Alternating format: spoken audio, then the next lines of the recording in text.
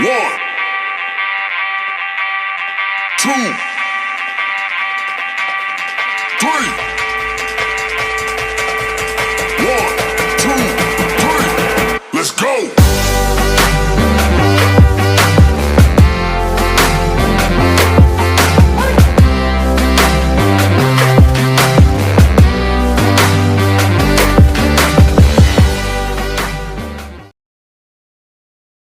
Hi there, and welcome back to Culture in Action, presented by WISL. I am Alexa Doebler, your host, as well as the Director of Culture and Education for WISL. I'm excited about our guest this month. Her name is Pardeep Cattry, and she and I are going to sit down and talk a little bit about sports media coverage, how to get more women in the newsroom, and all of the things surrounding media coverage and women's sports. Today's guest is Pardeep Cattry. She currently works for The Gist, where she covers the business of women's sports. Throughout her career, she has written and reported on soccer for many acclaimed organizations and publications such as The Athletic, The Equalizer, The Guardian, and many more. Hi, Pardeep. Thank you so much for being here with us today. We're excited to have you as a guest. I'm excited to be here. Thank you very much for having me. Yeah. So to get started, for those who don't know you, I'd love if you would explain a little bit about kind of your journey into how you got into soccer or sports or journalism, all the way up to now you work for The Gist. And I'd love if you could also kind of tell us your role there as well. Sure. So, I was in high school when the 2010 Men's World Cup happened, and I was sucked in completely. I decided I wanted to be obsessed with soccer. It was one of the few obsessions that stuck with me, actually. And that was around the time where I had a teacher tell me that, writing is something that I was skilled at. And I had some other folks put the idea of journalism in my mind, and all that stuff just sort of came together. And I decided, I would love to be a sports journalist. Yeah. I would go around telling people, oh, most people pay to go watch sporting events. What if I got paid to go to sporting events instead? Exactly. So I decided on that before I graduated high school, and then, spent my college years studying journalism and communications and all that jazz. And, I focused on soccer for a lot of years, covered men's soccer, women's soccer, a lot of US stuff, some stuff internationally. Did a lot of that freelance. And then about a year ago, The Gist got in touch with me. They were like, hey, we're launching this newsletter that covers specifically the business of women's sports, because we haven't seen a newsletter like it. And we know this is a big opportunity. It's just, an angle of media coverage that sports media hasn't covered yet, but doesn't mean there isn't material there. Right. So they roped me in, and now I'm here covering the business of women's sports. Into talking about sort of the media landscape at large, and sort of the insights you've gained throughout your career, particularly into women's sports, since that's the area you are covering as well. I love chatting about it. So So what things are you seeing in terms of coverage for women's sports? There's a lot of kind of those fast statistics that we see about the inequalities of the coverage.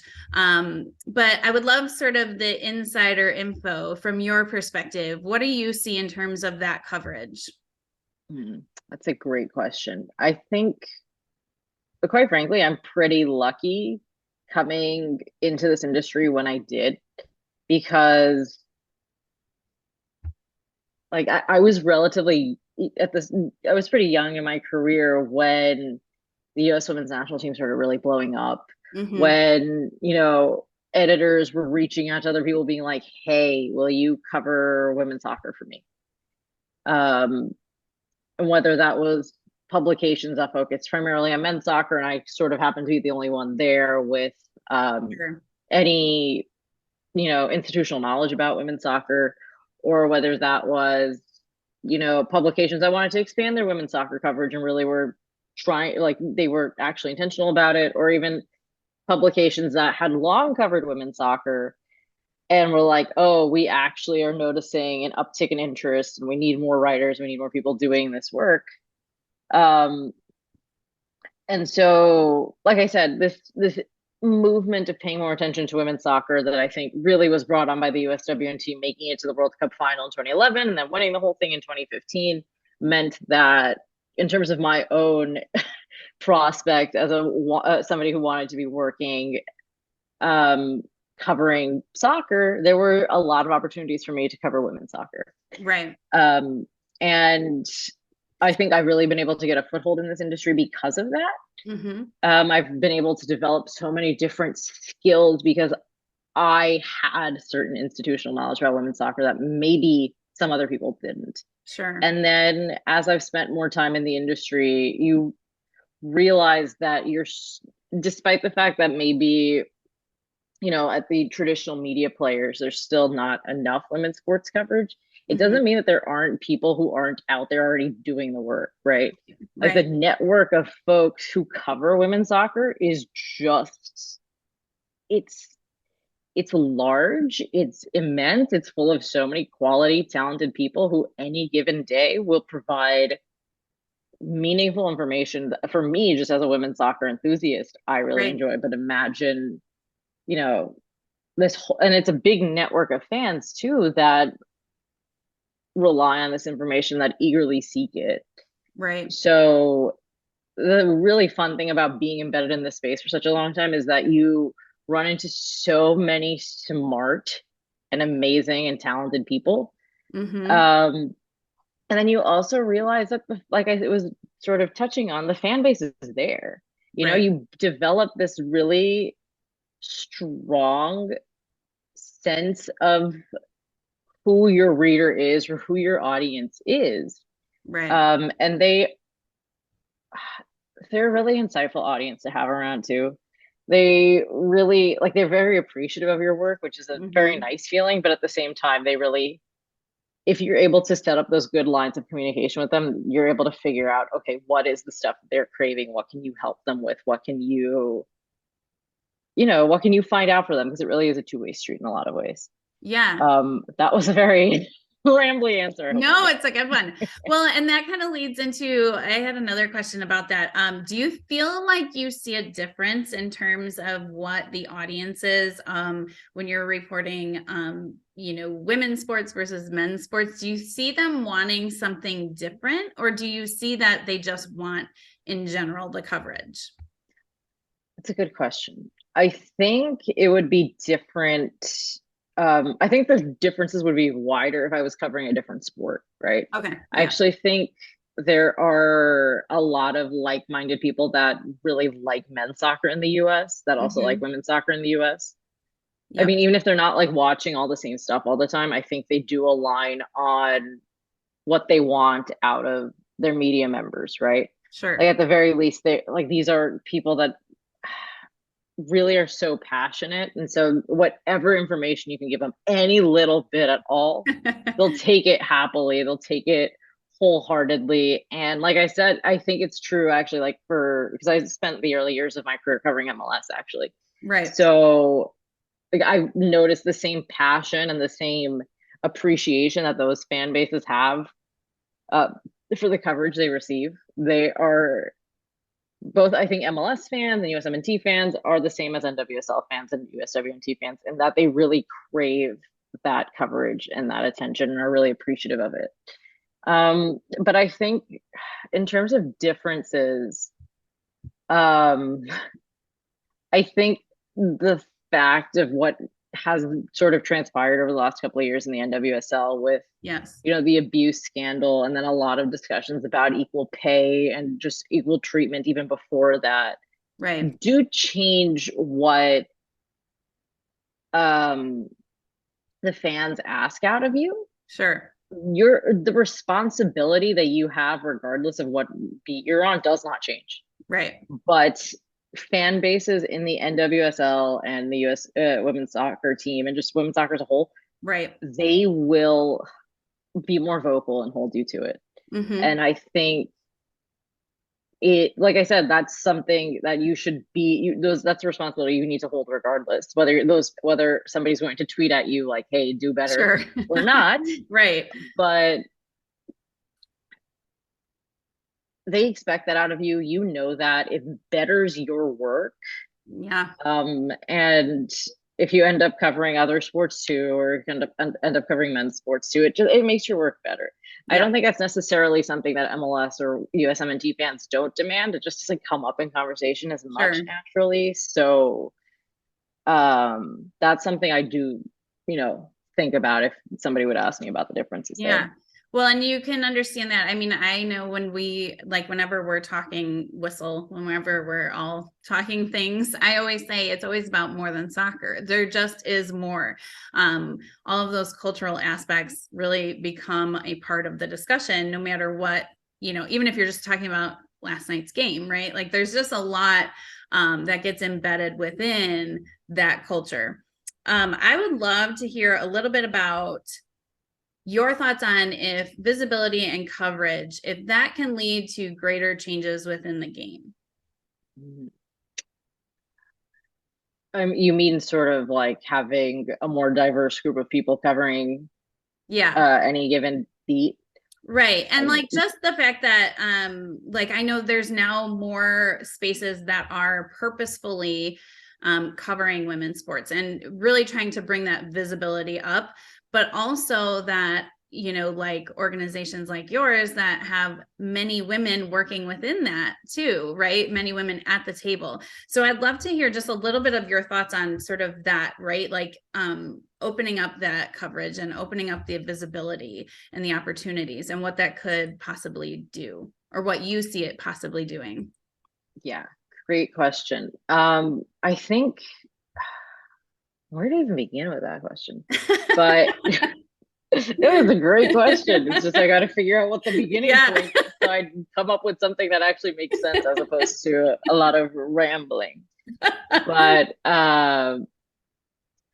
yeah, I mean, I guess I'll speak from my experience working at the Gist, right? We're almost entirely female and non-binary people. And I always say, like, people ask me, what's it like working here? And the first thing I'll say is there's no uphill battle when it comes to equitable coverage. Like, I don't have to convince anybody of anything. Right. I'll just sit down and make my point, and they'll be like, oh, cool. Yeah. And to be fair, I haven't had a lot of, like, again, I do continue to say I've been lucky to start my career exactly at the moment in soccer history and cultural shifts that I haven't had a lot of uphill battles like this in my career. Sure. So there's that. But I think in terms of having like more equitable, just like media pools and stuff like that, that kind of thing is a total game changer because if you want to, I like to point out two things. One, just the player pools of the leagues and the teams that we like to cover, right? Yeah.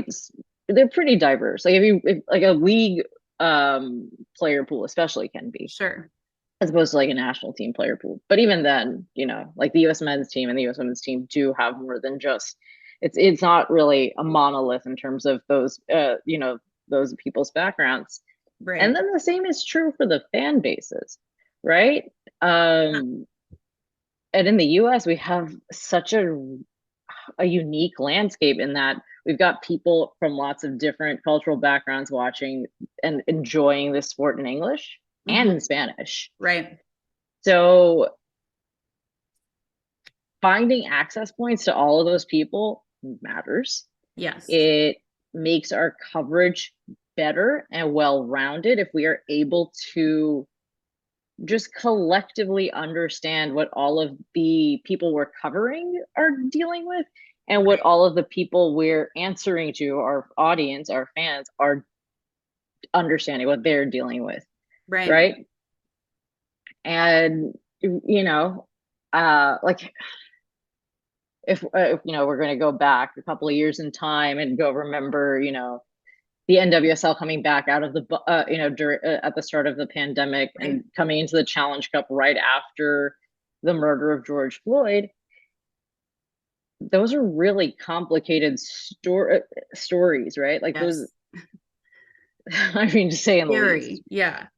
Right? Like there were players that were entering this tournament, this first of its kind tournament, where you're playing in the middle of a pandemic with even more baggage on top of that. And so Yes. you, as a journalist, as a media member, whose very specific job it is to translate what's happening in one place in such a way that anybody anywhere can go access that information and digest it, Right. you have to be aware of what's happening, right? And you can't Right. just be like I wrote a bunch of stories about that. And it can't just sort of be like, oh, you log on to a Zoom press conference and be like, what are your thoughts? Right. That's a really good starting point, but it can't be the only thing. And one of my, and so that was a story that I ended up following for a year too. I did like sort of a year check-in piece also. Because you also have to remember that those stories don't live in one moment. They don't exist in one moment in time. They evolve. Yeah. And I think you only get, and I wasn't the only person covering it either, Sure. which is really the most important thing here. When you have like a large group of people who have an understanding of, okay, this is a pretty big topic, then it makes the coverage better too, right? Like it can't just Right. be one person doing it. And there's still probably a lot of questions to be answered on that particular topic, right? Right. But imagine if like the group of media that was covering the NWSL was monolithic in Right. its makeup and just skipped out on that story entirely. Right. You would just be missing such a huge part of what makes these players like what they're going through. Right. And I don't think that it ultimately does those players that you're covering a service. It doesn't do the fans that you're providing work for a service, and ultimately is not a demonstration of your own best abilities. Right. You're not meeting the moment in any way if you decide I'm not going to tell this story, or if you don't even decide, if it's just something that never even pops up in the first place. Yeah, no, and it's interesting too when you talk about multiple viewpoints, right? It's looking at it through different lenses, because everyone's lens is going to really alter how they experience even a sporting event at that bare level, because there's so much there. And it's being able to look at those players and understand what they're going through, where they're coming from, what they're stepping onto the field with as their own sort of experience up till now, and or obvious large baggage that comes with it, right? Like this national immense thing that is now on their shoulders as they go into play. So it is, and again, I think what that does is really starts to amplify the idea of looking at them as people, not just players. And it's interesting because, right, like media, it's very get the facts and report what's happening. But I think what's really interesting is I find with a lot of women's sports and sports in general, that there is a lot of storytelling, that there is that component that makes it really beautiful. Like you can report on the game, but then there's always these underlying pieces that if you dive into, could be really beautiful to tell. Absolutely. And that sort of goes back to that appreciation factor that I talked about earlier. I feel like anytime I'm working on a story like that, or quite frankly, I'm reading a story like that, because I read more of them than I work on, obviously, you do notice this level of appreciation that comes out in the people that from the people that read it. It Right. feels like it's this great, like we'll all watch like a game, and we'll take away things from it, and maybe we'll even go to a couple of experts to go read what they thought about it too. But we're doing it because we somehow, some way, build an affection for the players that we see on our screens once a week. And so when you're able to give that lens to the people that honestly take a couple hours out of our day, and we sort of assign this responsibility to them to at least take us out of whatever we're doing in life, or maybe even make us happy for a couple hours. Sure. It's nice to sort of understand, oh, what makes them tick? What maybe they're actually funny, Yeah. Like a lot of times you'll get like Right. are the best stories now when you get like when somebody tweets a screenshot from an article and it's like, wow, this athlete is weird and kind Yeah. of so and I think it freshens everybody's perspective. Like if you're a fan and you read it, you're like, wow, that person's nuts. I love it. Yeah. But as a reporter too, I'm like, holy cow, I just learned something very new and unique, and I'm obsessed now. And Yeah. I think it's just like this level of appreciation that everybody is a part of, everybody feels, and I think it does go. It's nice to remember that everybody that we watch on screen once a week is actually a human. Yeah.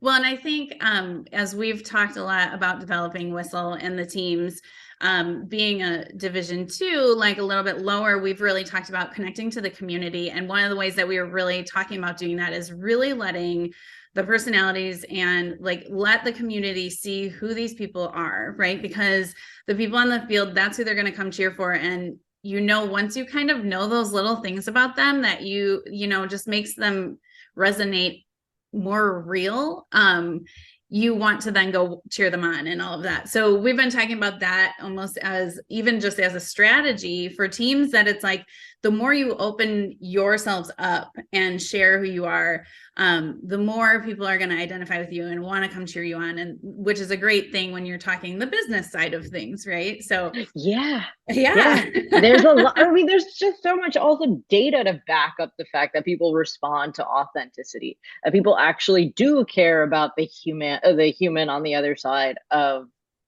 the screen, or maybe if you're at a Right. game on the other side of the pitch. Like, I mean, I was talking about this with someone last week about, the power of social media and how that has changed the game for women's sports in a lot of way. And like it's just so linear, the fact that female athletes or women are really good at storytelling in a way that's very authentic, and that's how they've been able to build those audiences, right? Yeah, Like, sure. if you want to talk about Alex Morgan and her journey of being a mom, for example, and all the content she'll post about her daughter Charlie, like that stuff is something people really want Right. to see. I It's something literally people just really said that. relate to. Yeah, I just said that earlier. I was like, well, everyone knows Alex Morgan's daughter's name is Charlie. And I'm like, Yeah. that's the kind of thing. You actually Right. know these things about them. Yeah. Or like, to me, Sydney LaRue's content with her kids constantly, like, I'm like, this is appointment viewing. Seriously. Every time she posts something, I'm like, this is hilarious. Oh, it's the best. Yes. Yeah. Like, I mean, obviously her International Women's Day posts every year are a riot, but like just that sort of authentic storytelling where it's almost like you're breaking down the fourth wall in a couple of ways. Yeah. That stuff hits. Yeah. Like, not everybody is going to get it right all the time, but like you'll know anytime whatever social media app of your choice, when you get a real perspective from somebody, when you notice some humanity in them, you're gonna enjoy that. Like, there's a reason people follow people more than they follow, like, I don't know, Right. brands on Twitter, right? Yeah. I'm sitting here using like a Mac, and I do love my laptop, but I'm not gonna go follow Apple on social media. Right. Right. But maybe the people behind it are super inspiring. And yeah, right. Like the people behind the thing, right? Yeah. And kind of moving in that direction. So we talk a lot about on the field stuff, but one of the things at WISL that we're really trying to do is get more women and diversity behind the scenes. So all those jobs. And I think one of the things I have been really stewing on and thinking about is that visibility, that if you don't know that that job exists, then why, as a young woman, would you aspire to be that, right? And I find it interesting too, because like you said, your love of soccer came as a fan, and then you went into writing about it. So I would love to hear your kind of thoughts. Obviously, you work at a space that very much values doing that. Do you think that more coverage could lead to a greater understanding of the possibilities for young women? 100%. I mean, I'll tell you from the get-go, right? Like, I didn't know a lot about soccer. I didn't know a lot about journalism. I didn't know a ton about writing outside of what I was told to do at school. Sure. But it all sort of came together in this one moment, and I decided this is what I wanted to do. So I spent like those last years of high school just doing like reading whatever I could find and discovering whatever soccer journalists were there. And Grant Wall to me was sort of like, okay, what he's doing is exactly what I want to do, because I noticed he was covering men's soccer and women's soccer. Right. To me, I was like, I want to cover everything. It's not always the most realistic approach. I don't now, but like as a kid, and to this day, I'm still like, I could just cover everything. Wouldn't that be amazing? Right. If our days were longer and I had more time, right? Yeah. If only each day was 48 hours long. But to me, like I didn't. So I was like, I want to cover it all, but also because I didn't realize that like only covering women's soccer or women's sports was a thing. Sure. And it wasn't a thing when I started in this industry. It was something I fell into. It was something I was really happy to fall into. It's something that I have, honestly, it's shaped my perspectives in ways that I'm so thankful for. It's introduced me to people that, like I said, I think they're just brilliant. And I'm excited that we even get their work. That it's just so easily accessible these days. But it also, for me, like just came with the definition of opportunity, right? I grew in this industry because people wanted women's soccer coverage, and I was able to do it.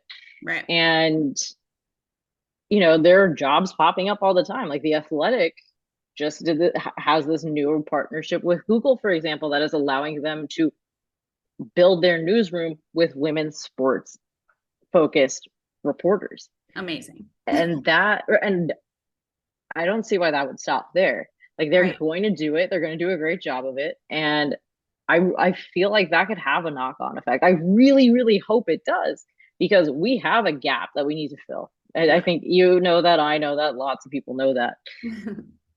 But we also have really talented people out there that can do it. Mm-hmm. And if we put these job listings up, then people who, are still young and learning will also just see that opportunity exists for them. Right. And whether that's something they thought about before, like, at the very beginning when they decided they wanted to be in this industry, or some point along their journey, it doesn't matter. The fact is, those jobs are going to be there. They can go explore it as they see fit. And we're all going to benefit from it, because we're finally going to, I'm saying this optimistically. I do believe this. Yes. But if we do this, we'll close that coverage gap, because we need to close it. Yeah. And we're all going to be better for it. Yeah. Well, and it leads to just different conversations, like around the table. Like you said, you go into your office and you sit down with your thoughts, your ideas, what you're working on, and it's embraced, right? And I would imagine that newsrooms that can feel very different in another space, right? That isn't thinking that forward that way, right? Yeah. So oh, go ahead. Oh no, I was just saying, like I said, I'm thankful that I haven't had a lot of uphill battles, but I know that's not the case for everybody. Though I do feel like people are starting to change. The reason I think it hasn't been uphill battles for me is because even if it feels like an idea out of left field for somebody, they'll just be like, oh, that's different for us, but that's cool. Yeah. But maybe it doesn't have to be different anymore. That's sort of the thing that one can hope will change, hopefully very soon. Yeah, absolutely. So shifting a little bit, I'd love to hear some of your big career highlights, like a couple of moments that stand out to you as like, this was one of those moments I was like, I'm not going to forget this. This is the best. Or, I guess it could be stuff that's hard, but those positive ones are the best. Yeah, let's stick to the positive. Yeah. Well, I guess landing this job with the Gist was very nice, because it was for the first time somebody sort of like coming and asking me for all of my expertise was pretty wild. It's also pretty wild at a certain point in your life for somebody to come to you and be like, you're actually an expert now. Yeah. That's pretty nuts. That's it's always hard to believe, Yeah, I'm like, you right? sure? You positive? I'll take it, but Yeah. I will question you. Okay. Nice. So that's one. I guess I'm going a little backwards here. But this actually the early part of the pandemic was pretty rough for me. There was a gig that I had that I really loved. I was learning a lot through. I was working with some great people, but unfortunately, through budget cuts, that website Pro Soccer USA it was disbanded pretty early on. But somehow, some way, I stumbled into other opportunities, and I will say, like, that there was like a year or so where I learned new journalistic skills, which to me, I'm just so happy that I even did, right? Like, Right. I freelanced for Power Plays one time, the Lindsay Gibbs newsletter, which is so great. And I did some work for the Equalizer, as I did touch on. And by working with those folks, I was able to sort of learn how to do some more, investigative stuff, some really like deep dive type of pieces that I hadn't done before. But like I said, I worked with some really brilliant people who showed me the ropes a bit, and it has guided, the work I do now. Yeah. Immensely. So I'm really proud that I was able to develop that skill set in what was, quite frankly, a very challenging time for myself and really for everybody all around. Sure. Yeah. But in terms of, I can tell you a different highlight of my career, though. This was like very like like the segue is non-existent, but that's the perfect segue right there. Yeah. Speaking of not having a segue, Yeah. but and like I said, I was going backwards. I don't know why I'm going backwards, but when you said highlight of my career that I'll never forget, so the very first time I sat in a press box I love telling the story. It was the summer of 2016, and like I said, I started my career covering MLS. So the first game I ever covered in person was the New York Derby, right? So it was at the Red Bulls. They were hosting NYCFC. And the press box was so full that there actually wasn't room for me in the like gorgeous Red Bull Arena press box. Yeah. But they were like, oh, there's a seat on the 6th floor. You'll have a great view of the game, everything, no problem. Sure. I was like, okay. So I go up there. There weren't really a lot of people there. So I sit at a table. I'm at one end, and at the other end, there were like NYCFC video guys. Yeah. And whatever, we mind our own business. I'm also shy to a fault in those days. So I actually still am in a couple of ways. But I didn't even like approach him. I didn't talk to him. I had no idea what I was doing. I didn't even know the Wi-Fi password. It was fine.